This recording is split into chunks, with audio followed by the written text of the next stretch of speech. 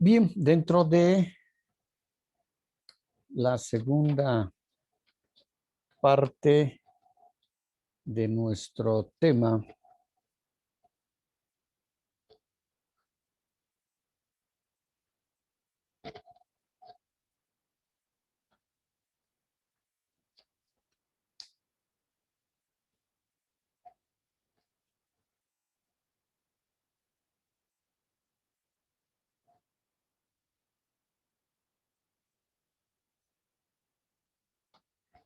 que versa sobre los principios de planificación nacional y regional, ya habíamos visto la anterior clase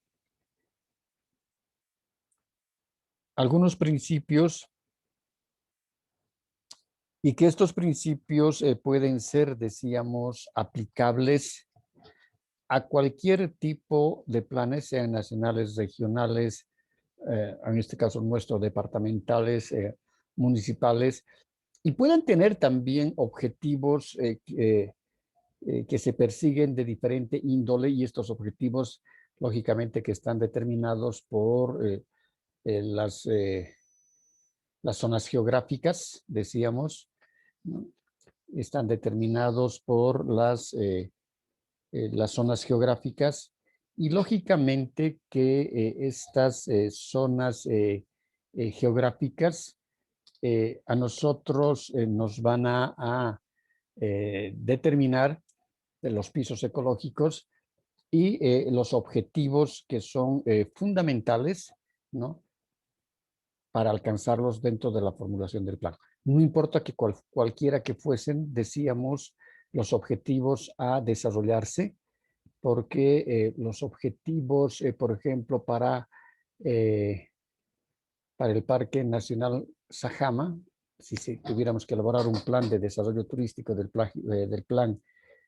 un plan de desarrollo turístico del Parque Nacional Sajama, entonces seguramente que sus objetivos de desarrollo serán pues diferentes a que si nosotros tuviéramos que desarrollar el plan de desarrollo turístico del Trópico de Cochabamba, ¿no?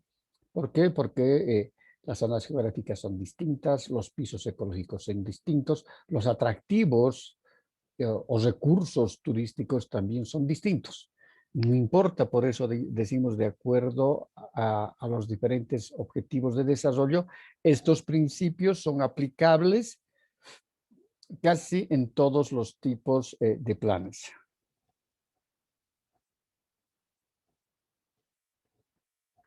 Es importante, como decíamos, el punto de entrada, la zona, la distribución de esta, cómo deben desarrollarse, en este caso,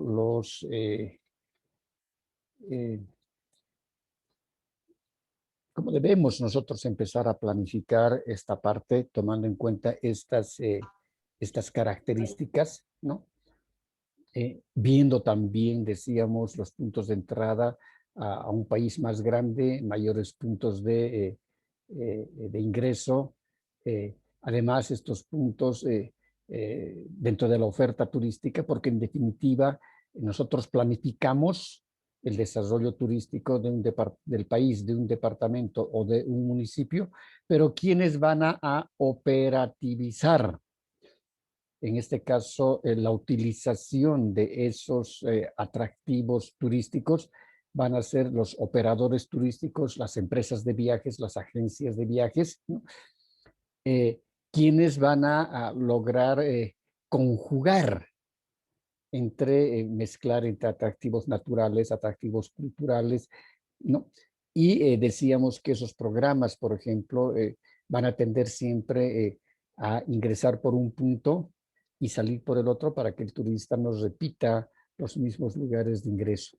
Por eso que veíamos también las características que tienen en nuestros aeropuertos, y decíamos que nuestros aeropuertos, dos son los aeropuertos, tres los internacionales, pero entre comillas, ¿no? Dos aeropuertos que los utilizamos como aeropuertos realmente internacionales, que en este caso es el aeropuerto del Alto y Viru en Santa Cruz y el Alto en La Paz, ¿no?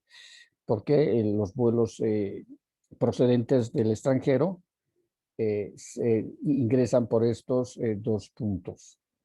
Y decíamos en el caso del aeropuerto internacional, que sí tiene la denominación de aeropuerto internacional, el de Jorge Wisterman en Cochabamba, pero no hay un solo vuelo que pueda venir directamente de un país para aterrizar en Cochabamba, en el aeropuerto Jorge Wisterman, ¿no? Entonces, siempre hay que se hacen conexiones a vuelos domésticos para poder llegar a Cochabamba. Entonces, las dos puntas que tenemos es el Aeropuerto Internacional del Alto en La Paz y el Aeropuerto Internacional de Viru en Santa Cruz. Y el aeropuerto que tiene el mayor número y la mayor frecuencia de vuelos, decíamos, es también es Viru, ¿no? Hablando, decíamos, antes de la pandemia, el aeropuerto siempre eh, más utilizado en los vuelos internacionales ha sido siempre Viru, por ejemplo, y actualmente todavía, pero no, no es bajo las mismas frecuencias de vuelos que podían existir antes del COVID, ¿no? Todos los días llegaba un vuelo y salía un vuelo desde Viru Santa Cruz hasta el aeropuerto de Barajas en Madrid, por ir a Europa, ¿no? También todos los días salía un vuelo de BOA desde Viru hasta Barajas a España. También todos los días salía un vuelo de Viru hasta Miami y lo mismo de Miami a Viru, ¿no? Eh, Luego, el resto de líneas, decíamos, como es el caso, por ejemplo, de la línea TACA, que es la línea panameña.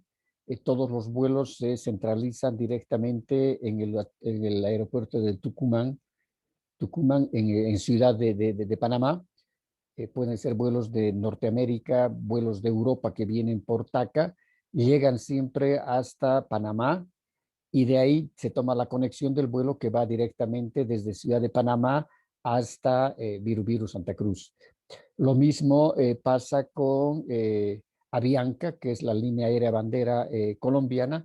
Todos los vuelos y los pasajeros turistas que vienen de Europa por Avianca o de Norteamérica o de Centroamérica hacen directamente llegan hasta el aeropuerto El Dorado en, en Bogotá y El Dorado se hace Viru Santa Cruz. En el caso de LATAM, Latacom, que ahora se ha vuelto desde hace 3 años, que es la línea, son dos líneas, una es la línea peruana, lo que eran LAN Perú y lo que eran LAN Chile, que se fusionaron hace unos 10 años atrás, y ahora también se fusionó con otra aerolínea, y ahora se llama Latacom, ¿no? En la punta que tienen ellos, por ejemplo, para pasajeros que vienen de Europa o pasajeros que vienen eh, de Norteamérica o Centroamérica por la TACOM, vienen por Lima. Y Lima pueden hacer Lima Viru y hay otro vuelo que hacían de Lima al Alto, ¿no? A La Paz. Luego tenemos las aerolíneas argentinas que operaba también y el vuelo lo hacían directamente Buenos Aires, el aeropuerto de Ezeiza, a Viru Santa Cruz. Y Viru Santa Cruz, Ezeiza. Luego teníamos también el vuelo que va de Boa, que va a Sao Paulo, y lo hacía Viru, el aeropuerto de Sao Paulo, y el Sao Paulo Viru, y lo mismo también ocurría con la empresa Gol, que operaba también en Bolivia, pero lo hacía desde Sao Paulo o desde Río de Janeiro a Viru. Por eso la mayor parte de los vuelos internacionales siempre llegan a Viru. Entonces, ese es un elemento, por ejemplo, que nosotros lo tenemos de memoria, ¿no? Porque trabajamos todo el tiempo viendo estas líneas aéreas, Y esas características tienen que ser registradas, decíamos, cuando veíamos los puntos de entrada y los puntos de salida, como también las zonas de distribución, ¿no? ¿Alguna pregunta hasta acá? No, Lice. No, Lice. Gracias. Entonces, otro principio fundamental que hay que tomar en cuenta es la de región turística. Y esto, por lo menos a mi criterio, la creación de una región turística, decíamos, es mucho más aplicable a nuestra realidad, a la realidad boliviana, porque tenemos regiones muy bien definidas. Si hablamos desde el punto de vista geográfico, tenemos la región del altiplano, la región de los valles y la región de los llanos orientales. No nos olvidemos de que a veces decimos, dentro de nuestros 9 departamentos, ¿no? Algunos departamentos, como es el caso de La Paz, por ejemplo, tiene la zona andina, en el mismo departamento, tiene la zona de los valles, que están en el sector sur, que sería a partir de Mallasa, Mallasilla y todo el sector productor de uva y de frutas hacia la zona sur en La Paz. Y también tiene una parte de lo que correspondería a los llanos orientales, que está dentro de la provincia Iturralde y que nosotros llamamos los Yungas de La Paz, ¿no? Que no nos olvidemos, en este caso, el norte del departamento de La Paz es colindante con el departamento limita con el departamento de Pando, nuestro, ¿no? Y en el departamento de Pando, no nos olvidemos que eso corresponde a la zona amazónica propiamente. En el departamento de Cochabamba también tenemos características un poco parecidas, ¿no? En el departamento de Cochabamba tenemos la parte altiplánica, que en la provincia Bolívar, en la provincia Ayopaya, en la provincia Independencia, que están al norte, ¿no? Que es fronterizo con el departamento de Oruro y que corresponde lógicamente a la región fría o a la región andina. Dentro de los valles, en Cochabamba tenemos el valle que están el valle central, el valle alto, que es Punata, Clisa, etcétera, Arani, Punata, Clisa, Tarata, todo eso. El valle central que estuviese con el cercado Quillacollo y el valle bajo que estaría constituido por la parte de Vinto, Sipesipe, Suticollo. A pesar de aquello, también nosotros en Cochabamba tenemos los denominados los valles del Cono Sur, que son los valles mesotérmicos, ¿no? Donde está la provincia Campero, donde está, por ejemplo, Misque, todo ese sector que limita con el departamento de Chuquisaca. Y luego tenemos la zona, como departamento, por ejemplo, podemos ver el departamento de Chuquisaca. Chuquisaca tiene más valles, ¿no? En este caso, todos los vallecitos que van desde, tiene la parte andina, perdón, la parte andina que correspondería a la Pampa de Yampara, que está sobre los 3.000 metros, la población de Yampara, Pampa Yampara, tenemos Yamparaes, tenemos luego el Tarabuco, y de Tarabuco, que también es parte alta, ¿no? Es la parte andina, ya va bajando un poquito, ya va llegando a los valles que serían Icla, Tomina, Sudañez, eh, eh, inclusive llega a la parte de Monteagudo, Huacareta, que ya corresponde a la parte del Chaco chuquisaqueño, ¿no? Entonces hay una diversidad de pisos ecológicos y a la vez también hay una diversidad de paisajes, ¿no?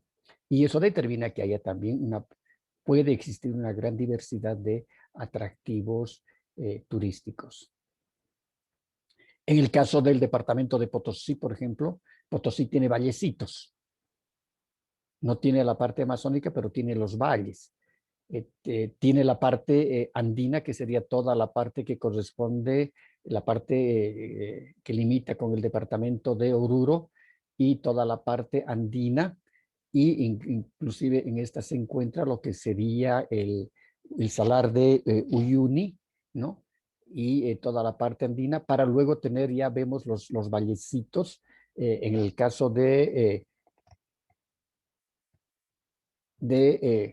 Nor-Sinti, la provincia Sud-Sinti, que son vallecitos Tupiza, y ya son vallecitos más, también vallecitos calientes, ¿no? Como su nombre dice. Entonces, nuestra geografía es pues muy diversa, muy amplia, inclusive en Tarija. Nosotros tenemos la parte que llamamos la parte altiplánica de Tarija, ¿no? Que está en las alturas de la cuesta de Sama, por ejemplo, hacia el lado, lo que es el límite con el departamento de Potosí. Y Tarija tiene, en este caso, la parte andina, que está por la cuesta de Sama, toda la parte de arriba de la cuesta de Sama, ¿no?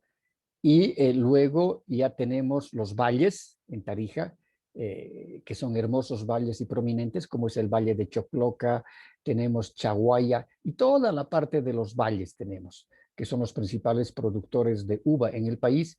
Y luego ya vamos, cuando vamos bajando, ¿no? Ya llegamos a la parte del Chaco tarijeño para llegar hasta la frontera con la Argentina. Entonces, si nosotros vemos, nuestro país es una acuarela total y una gran diversidad de pisos ecológicos, de regiones, ¿no? De regiones y también de zonas, ¿no? Por eso la utilización de regiones turísticas es muy aplicable a la realidad nacional. Muchas veces, por ejemplo, hemos visto de que si vemos dentro del departamento de Cochabamba la parte del cono sur, ¿no? Se han formado inclusive la mancomunidad de municipios del cono sur, porque esta parte del cono sur de Cochabamba forman varios municipios que tienen intereses en común, desde el desarrollo agrícola, el desarrollo pecuario, etcétera, y se han unido en mancomunidades de municipios porque tienen fines comunes. Entonces, pero que también, es decir, están trabajados especialmente por la parte de regiones, porque esta es una región eminentemente de los valles mesotérmicos, ¿no? Entonces diremos que región turística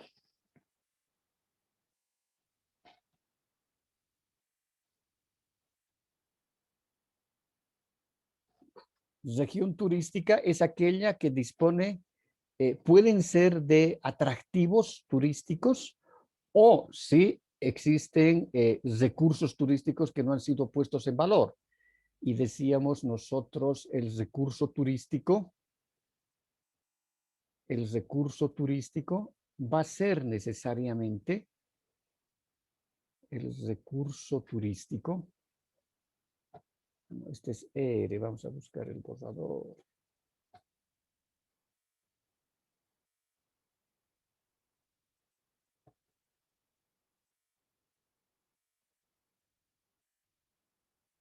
El recurso turístico va a ser, decíamos, necesariamente aquellos espacios físicos donde existen turísticos.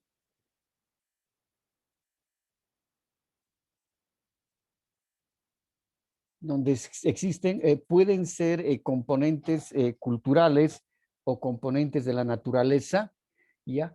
Pero que estos no han sido puestos en valor, estos recursos turísticos no han sido puestos en valor y por tanto no son atractivos porque no tienen planta turística, no tienen hoteles, restaurantes, no tienen caminos, ¿no? Por lo tanto quedan como recursos, como una propia materia prima para el turismo. Entonces, generalmente en Bolivia es lo que sucede, ¿no? Tenemos un montón de recursos turísticos y hay muy interesantes. Si nosotros vemos, por ejemplo, en el departamento de Pando, hay una laguna que se llama la Laguna Bay. Mire, yo que he recorrido gran partes del Amazonas en Sudamérica y siempre trabajando con proyectos, con cosas, nunca he visto un lugar tan hermoso como la Laguna Bae. Esta laguna no es muy grande, pero es afluente de ríos. No es muy profunda, debe tener seguramente la parte más profunda, debe tener 12, 15 metros hasta 6 metros. Pero las aguas son pero tan cristalinas, de que realmente uno mira abajo a las aguas y ven la ingente cantidad de peces. Y también hay una gran variedad de pirañas. Es tan hermoso el paisaje que se ven inclusive saltando los peces. Y sucede de que la mano del hombre ha intervenido muy poco, pero muy poco en todo ese sector del río, del Manuripi-Hit, después del río Orton, muy poco. Y actualmente yo ya no he vuelto a ir a esos lugares hace más o menos unos 10, 15 años, 12, 15 años. No he regresado ya a navegar esos ríos porque he navegado casi todos los ríos de la parte amazónica de Bolivia. He navegado, trabajando siempre. Entonces, no he vuelto más allá, pero cuando vi aquello, realmente dije, este es uno de los pocos lugares que debe quedar todavía en el Amazonas de Sudamérica con esas características. Me comentaban que en el sector del Brasil, al norte del Brasil, al norte de Manaus, hacia Portobelo, ¿no? También en la parte de la selva profunda amazónica, habían esas características, pero yo no llegué a conocer. Conocí el Cayo Sombrero, por ejemplo, en Venezuela, que se parte de Puerto La Cruz. Llegamos en bus hasta Puerto La Cruz y de Puerto La Cruz tuvimos que tomar un ferry hasta llegar a Puerto Sombrero porque hicimos un trabajo para la OEA para identificar impactos ambientales ocasionados por el turismo en, en Cayo Sombrero y 2 islas más, si no me equivoco, donde eran puro manglares. Sí, tiene su característica, su belleza, pero nunca había visto un lugar tan hermoso como Laguna Bae, ¿no? Entonces tenemos, pero en ese caso lo que sí tenemos son recursos turísticos, porque esos no han sido puestos en valor ni han sido trabajados para que se constituyan en atractivos turísticos y, como el nombre dice, atractivos turísticos, puedan atraer a los turistas y puedan disfrutar de aquellos. Ahora, estas regiones turísticas, uno de los principios es trabajar las propuestas del plan en base a regiones turísticas y decíamos las regiones turísticas pueden estar divididas de acuerdo a las características geográficas, ¿no? Porque cada departamento tiene la parte andina, la mayor parte de nuestros departamentos tiene la parte andina, la parte de los valles y la parte de la Amazonía, exceptuando algunos que solamente tienen la parte andina y tienen los valles, ¿no? Pero se puede trabajar zonificado, es decir, regionalizado por regiones y estas regiones van a tener sus zonas. Las regiones turísticas son aquellas que disponen de atractivos turísticos. Y si tienen solamente recursos, estos recursos hay que poner en valor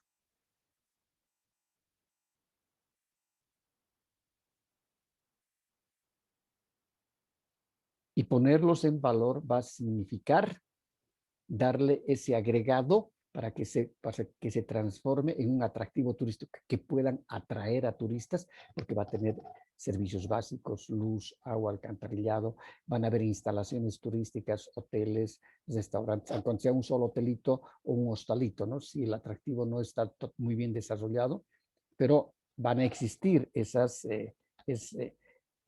instalaciones que son fundamentales. Entonces, la región turística es aquella que dispone de atractivos, instalaciones, ¿no? En ese caso, instalaciones de comunicación, instalaciones de transporte, todo lo que son las instalaciones, va a tener los servicios turísticos, ¿no? Hospedaje, alimentación, etcétera, como también servicios turísticos de apoyo, como en este caso es el transporte, la red de transporte, puede ser transporte público, puede ser transporte turístico. Además, si se trabaja en base a regiones, permite la transferencia de turistas de una región a otra región. Es decir, si tenemos una región acá, una región que puede estar dividida por las características geográficas, región andina, por ejemplo, del departamento de Cochabamba. Entonces aquí tenemos la provincia Bolívar, tenemos Independencia, ¿no? Entonces aquí tenemos esos atractivos y de aquí nosotros, como tiene unas características geográficas muy particulares, muy bien identificadas, los podemos trasladar a la región de los valles, empezando desde el Valle Bajo, aquí sería el Valle Bajo, el Valle Central, el Valle Alto, para llevarlos luego a los valles mesotérmicos que corresponderían a la parte del Cono Sur. Y además, ¿no? Podríamos, aquí necesitamos un centro de distribución que sería el cercado. El cercado. Y también podemos llevarlos a la región del Chapare, ¿no? Del trópico de Cochabamba. Toda la parte que corresponde a la parte del trópico, ¿no? Que son bosques húmedos, bosques hiperhúmedos, etc. Entonces estamos trabajando de manera regionalizada. Y eso permite, decimos, la transferencia de turistas de una región a otra región. Ojo que este término de región turística es utilizado por la Escuela Escolástica Europea. En cambio, la Escuela Americana desconoce un ratito. Ay, mi mouse está muy sensible. Europea. En cambio, la corriente escolástica americana, la europea, sí utiliza mucho el término y, es decir, sus planes están propuestos en base a regiones. En cambio, la corriente americana, que surge en México con Miguel Acerenza, Bullón y todos aquellos, ellos dicen de que no hay una región, no existe el término regiones turísticas, porque las regiones son aquellas que persiguen fines comunes y son espacios físicos que no en toda una región escuela americana. No toda una región, dice, tiene atractivos en todo aquello. Bueno, cualquiera que fuera el discurso y la corriente que estudia, al final llegamos a lo mismo. Para nosotros son espacios físicos donde sí podemos trabajarlos regionalizadamente. Además, si la trabajamos como regiones, evitamos la sobresaturación de la región, ¿no? Es decir, uno de los grandes problemas es de que muchas veces los turistas van a un solo lugar, en este caso a una sola región, y hay una sobresaturación de turistas y hay un daño ambiental muy grande. En cambio, si una parte vienen aquí, otra parte vienen aquí, otra parte vienen aquí, lo único que hacemos es de que primero un 30% van a visitar esta zona, otro 30% visitan esta zona, otro 30% visitan esta zona, luego estos vienen a hacer acá, etcétera. Entonces estaríamos evitando de que el 100% de esos turistas estén en una sola región, ¿no? El 100% estuvieran saturando, en cambio las dividiríamos. El primer grupo 30 va a estar aquí, el segundo grupo 30 va a estar acá, ¿no? Y el otro grupo sale acá. Los de acá terminaron de visitar esta región que sería del trópico de Cochabamba y pasan a visitar la zona andina. Y los que estaban en la andina pasan a visitar la zona del trópico. Entonces, esas son técnicas de planificación justamente en este caso para evitar la sobresaturación de la región. Las técnicas en este caso son unidades, las regiones las vamos a utilizar, las vamos a ver como unidades geográficas lógicas, ¿no? y la técnica de utilizar las regiones turísticas es lo que decíamos un principio por esas características geográficas, ¿no? Altiplano, valle, etcétera. Además, decíamos de que estas regiones turísticas tienen que tener instalaciones básicas, ¿no? Luz, agua, alcantarillado, etcétera, que en muchos de los casos se van a hacer uso de poblaciones que que existan en los lugares y vamos a aprovechar de esas instalaciones para solamente jalar un poco acometidas para que puedan llegar hasta los propios atractivos turísticos y lo mismo va a ocurrir con la red de transporte interno. Además, si utilizamos bajo la técnica de regiones turísticas, vamos a lograr una integración entre las regiones, ¿no? Vamos a lograr integrar a las regiones entre sí, porque los turistas van a visitar esas diferentes regiones con las cuales se cuentan, ¿no?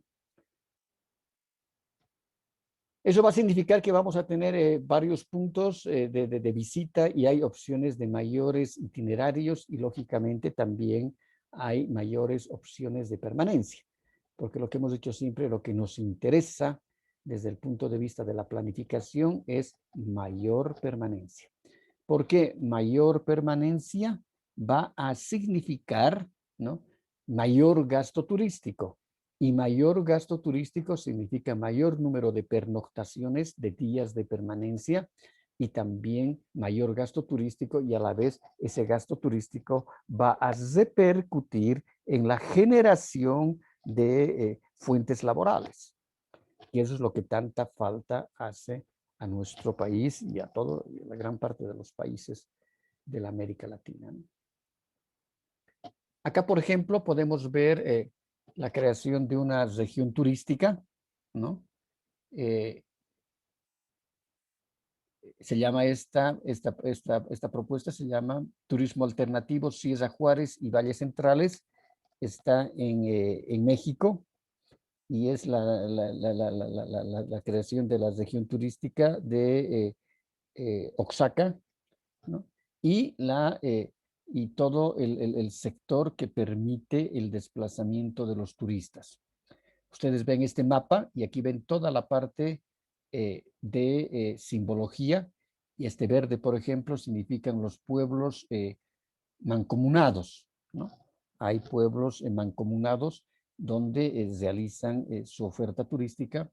Aquí tenemos comedores, aquí tenemos la oferta de alimentos y bebidas en comedores, las cabalgatas, el ciclismo de montaña, observación de flora y fauna, tenemos las cabañas, tenemos los miradores, tenemos las tirolesas, comedores, temazcal, que son visitas, tenemos en la parte de transporte, autobuses, en este caso taxis, allá llaman colectivos, llaman a los buses.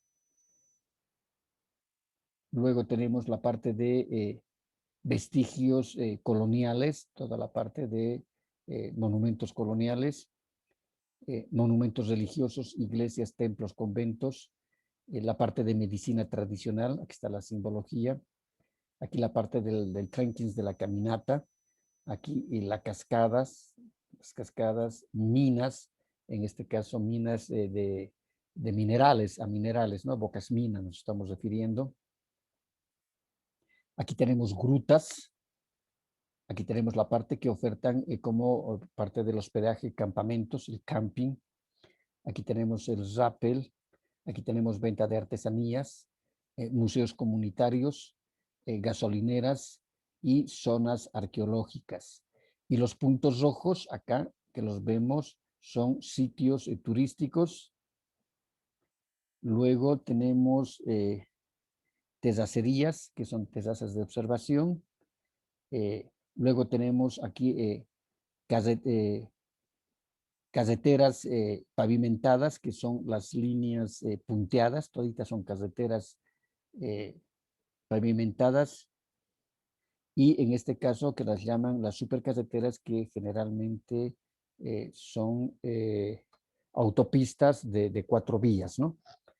Entonces, aquí tenemos, por ejemplo, desde la ciudad de Oaxaca, tiene un aeropuerto, ¿no? Y tienen aquí las grandes autopistas que van a unir diferentes lugares. Por las autopistas se llegan hasta Oaxaca, el Tule, y desde aquí, inclusive yendo hacia la carretera por la 190, que vamos a ir a Tocula, y vamos a ver que aquí hay una gran diversidad de oferta de actividades y atractivos turísticos. Y también vemos aquí una carretera pavimentada que nos va a llevar también aquí podemos ver toda esta parte hasta llegar a Benito Juárez.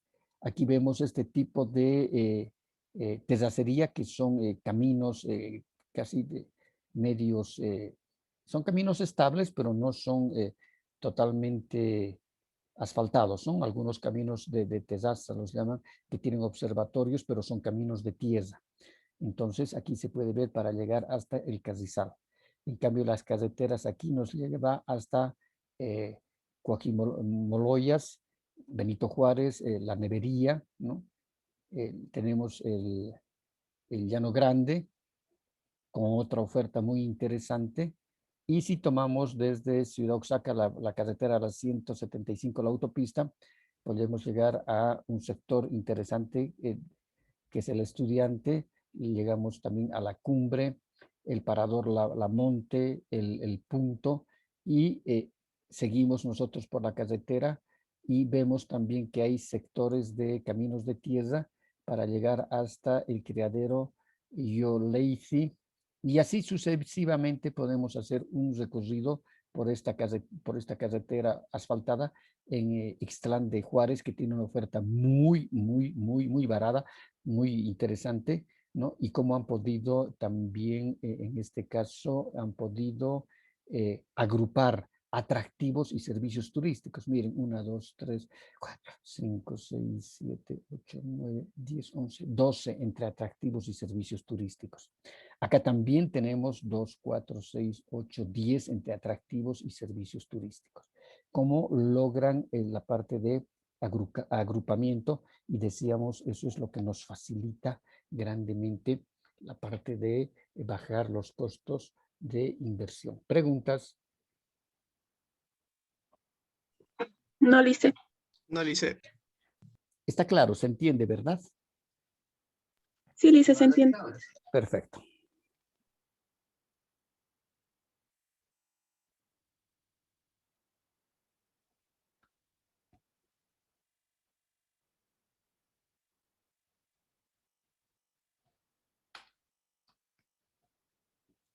Aquí podemos ver, por ejemplo, un destino de caminata en la Argentina, San Rafael, cómo se ofertan, en este caso, actividades de esquí, como es en el caso de las Leñas. Luego vemos el Cañón del Atuel, Valle Grande, y esta es la ruta, el camino que nos lleva hacia Buenos Aires desde San Rafael. Y aquí podemos ver la parte de las escarpadas montañas. Estos son diques de agua. Y lógicamente que en estos diques de agua se pueden hacer actividades recreativas, ¿no? Aquí también tenemos la cueva del Indio, y aquí tenemos la parte de caminatas, ¿no? Por senderos perfectamente estructurados. Bien, ¿alguna pregunta? No, Lice. No lo hice. Muy bien, entonces nos vemos la siguiente clase. Hasta luego.